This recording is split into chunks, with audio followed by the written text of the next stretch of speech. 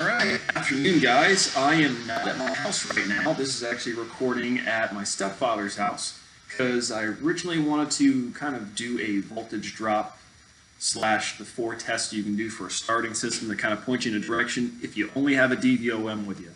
So I ended up giving him a phone call this morning saying, hey, I need a bigger space I can do this because it's raining out, which sucks, but we're going to do this right here, right now. So I have the Silverado with me.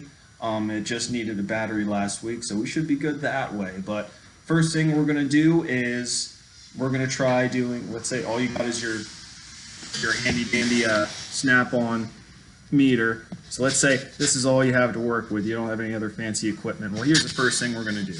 So the first thing we're going to do is we're going to set this truck up for a starter draw test, even though this is not going to be able to measure the amperage because that's way over what this meter can do. Let's say if it pulls 180 amps, obviously that 10 amp fuse is not going to do very much.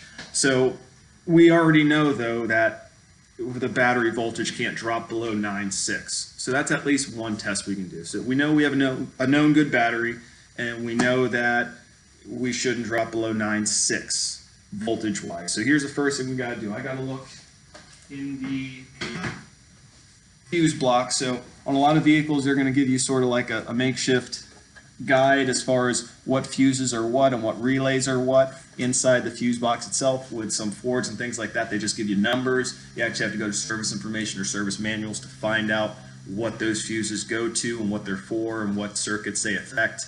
But on this one, I can go through here, so I can bring this up closer to the camera. So here's what I'm going to do. I understand that on the camera it might be inverted, so everything's going to be a little backwards, but we're going to make do with what we got. Right here I notice here's my fuel pump relay. I think I'm going to start there. So here's how I'm disabling this vehicle from cranking over to where the engine actually starts. I'm going to pull the fuel pump relay. So that would be over here. So I'm going to pull this guy out. So here's my fuel pump relay.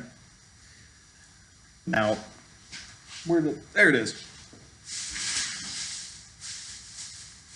So remember this guy that I showed you before? Here's a giant relay, and there's the contact. So with newer technology and newer times, we can make them very small as far as what relays are made of. So here's the old school one. Here's the one I just pulled for the fuel pump. So what's going to happen is I'm going to crank this truck over. It's going to start, and then it's going to die because I disabled fuel. So once it dies, then we can get on with our test. So here's what I'm going to do. I'm not going to even turn my meter on yet. We're just going to start it until it dies, and then we can actually go on with testing. So here we go.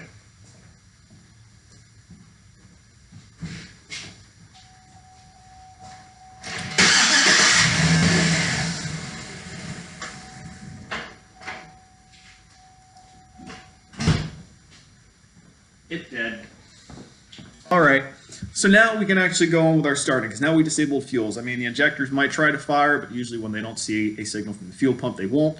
So now we can get on with our starting system test. So here's what I did. The first thing right off the bat, so I'm going to take my laptop. I don't know how much I can actually go with it, but as we can see, here's my new fancy interstate battery. What I did was I just hooked up the leads in series just to see what kind of current we're going to get.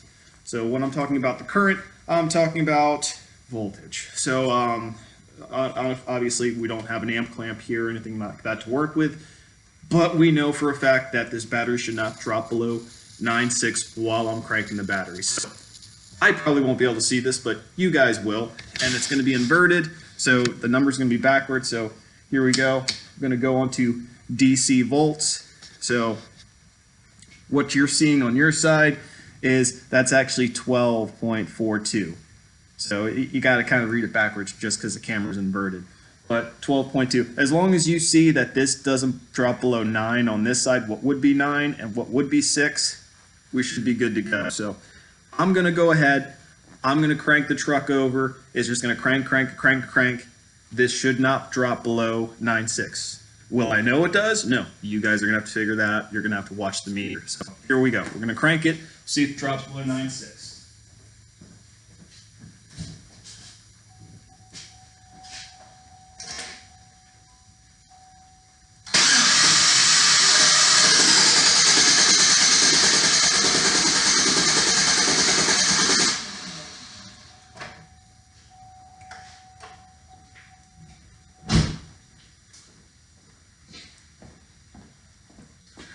Okay, so that's what we had. Notice battery did bounce back. It's at 12.2 now. That's okay, because when this truck starts, the headlights come on as well as the starter's trying to crank, so it does draw a lot of current, and it takes a little bit to bounce back. But you see, it's slowly starting to bounce back. Now we're at 12.26, 12.27. It'll bounce back. It's fine that way. I don't know if it dropped below 9.6. You guys, like I said, you guys had eyes on that, so you can tell me. This is going to be the first video that I'm going to stop with, just so these videos aren't too long, but we're at just about 6 minutes, so that's the first test. If all you have is a digital voltmeter, that's the first test if I was just kind of doing what I can to diagnose a circuit. If it does start, obviously this is the first thing I can do. Or if it does crank, this is the first thing I can do.